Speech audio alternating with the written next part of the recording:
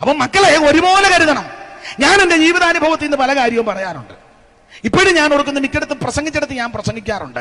ഒരിക്കലേ ഞങ്ങളുടെ വകയിൽപ്പെട്ട ഒരു ഉപ്പാപ്പൻ എനിക്കൊരു മുട്ടായി തന്നു. ഒരു മുട്ടായി, ഒരു മുഴുത്ത മുട്ടായി, അതിൻ്റെ പേരെല്ലാം മറന്നുപോയി, വർഷങ്ങൾക്ക് മുമ്പ് കുഞ്ഞിലെ ഒരു മുട്ടായി തന്നു.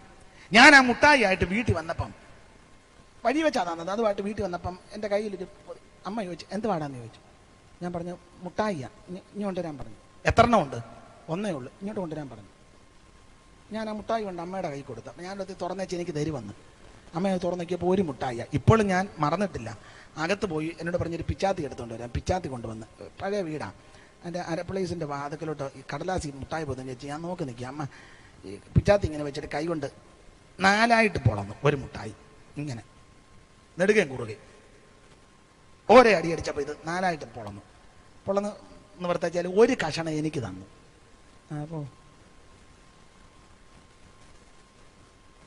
ബാക്കി 3 കഷണം, ഞങ്ങൾ 4 മക്കളാണ്, മറ്റ് 3 കഷണം അവർക്കും കൊടുത്തു. ഇപ്പോഴും ഞാൻ മറന്നിട്ടില്ല. മനസ്സിലായോ? ഞാൻ ആരെയും കുറ്റം പറയല്ല. എന്നാൽ ചില അമ്മമാര്, ചിലര് എന്തുവാടാ കയ്യിരിക്കുന്നത്? മുട്ടായി. എത്ര എണ്ണം ഉണ്ട്? 1. പെട്ടെന്ന് കഴിക്കുക, അവൻ വരുന്നതിന് മുന്നേ കഴിക്കും. കുട്ടായി ആയിട്ട് നിൽക്കുക, കഴിക്കും. പിന്നെ അത് കടലാസ് കഴിക്കാൻ, അവൻ വരുന്നതിന് മുന്നേ കഴിക്കും. കിട്ടായി എന്ന് പറഞ്ഞു നോക്കി. ഉടനെ അത് എങ്ങനെയും ചവച്ച് പെട്ടെന്ന് കഴിക്കണം, ഉണങ്ങി നിൽക്കുക. അവനെ ഒരു നേരത്തെ കടിച്ചു പൊടിച്ച്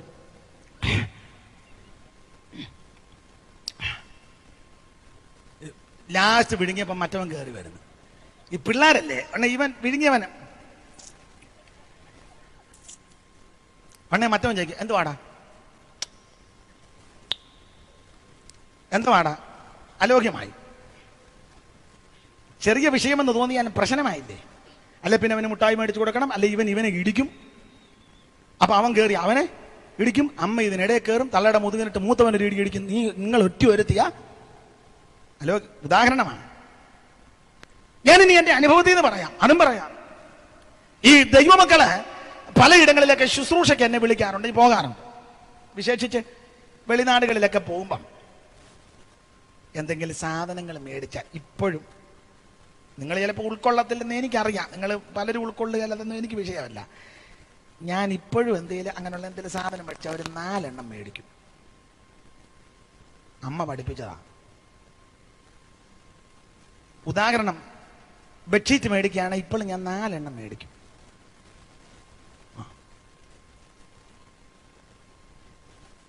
ഉദാഹരണമായി പറഞ്ഞു, അമ്മ അന്ന് പഠിപ്പിച്ചതാ, ഇന്നും മറന്നിട്ടില്ല. അതുകൊണ്ട് ഒരു കാര്യം കൂടെ ഓപ്പണായിട്ട് പറയാം, ഞങ്ങളെ സഹോദരങ്ങൾ 4 പേരുമായിട്ട് അങ്ങനെ വലിയ ആലോക്യവുമില്ല. ചെടുത്ത സ്വന്തം സഹോദരങ്ങളും മിണ്ടാത്തവരുണ്ടല്ലോ. ചേട്ടൻ IPC, അനിയൻ അസംബ്ലീസ് കൂടി, നടുവത്തവൻ ചാരോൻ, ഏറ്റവും ഇളയവൻ ചർച്ചക്കോട്, തള്ള TPM-ലും 8-ാം മൈലിലും. ഒരു കുടുംബത്തിൽ നടക്കുന്ന കാര്യമാണ്. അനിയന്റെ വീട്ടിൽ പ്രാർത്ഥന, IPC-കാരുടെ ഉണ്ട്. ചേട്ടൻ അവര് IPC, നമ്മൾ ചർച്ചക്കാടാ. മര്യാദക്ക് ചർച്ചക്കോടെന്ന് പറയാൻ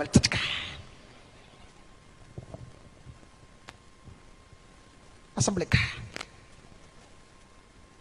യോജിപ്പില്ലല്ലോ. എന്തിന് നീ പുസ്തകം എടുത്തോണ്ട് ഇങ്ങനെ പാമ്പാടി കൂടെ? നിങ്ങളിപ്പോൾ ചിന്തിക്കുക, ദൈവമേ ഇന്ന് വരണ്ട ഒരു കാര്യവും ഇല്ല. ഇന്നാ വരേണ്ടത്. ഞാൻ വളരെ ശാന്തമായി ലളിതമായി ഇച്ചിരി ഗുണദോഷങ്ങളാണ് പറഞ്ഞു തരുന്നത്.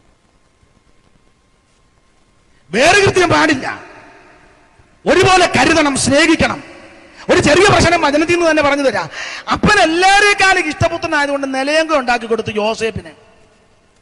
കൊടുത്തപ്പോ എല്ലാവർക്കും കൊടുക്കണ്ടേ? യോസേപ്പിന് മാത്രം ഒരു നിലയെങ്കിൽ കുടുംബത്തിൽ പ്രശ്നമായി. ഞാനതിന്റെ ഒരു വശമായി പറഞ്ഞു. ഈ അപ്പൻ നിലയെങ്കിൽ ഉണ്ടാക്കി കൊടുക്കാൻ കാര്യം അവിടെ ഇരിക്കുന്ന യോസേപ്പ് ദുശ്രുതി വന്ന് പറയുമെന്ന അപ്പൻ എടുക്ക വന്ന് അപ്പന്റെ ഭാര്യമാരാകുന്ന ലേയായി, റാഖേലിന്റെയും ദാസിമാരാകുന്ന ബിൽഗയുടെയും ശില്പയുടെയും മക്കളോടുകൂടെ ഇരുന്ന് അവരെ കുറിച്ചുള്ള ദുശ്രുതി യോസേപ്പ് വന്ന് അപ്പനോട് പറയും എന്ന് പറഞ്ഞാൽ ഇടയ്ക്കിടയ്ക്ക് ന്യൂസ് കൊടുക്കും.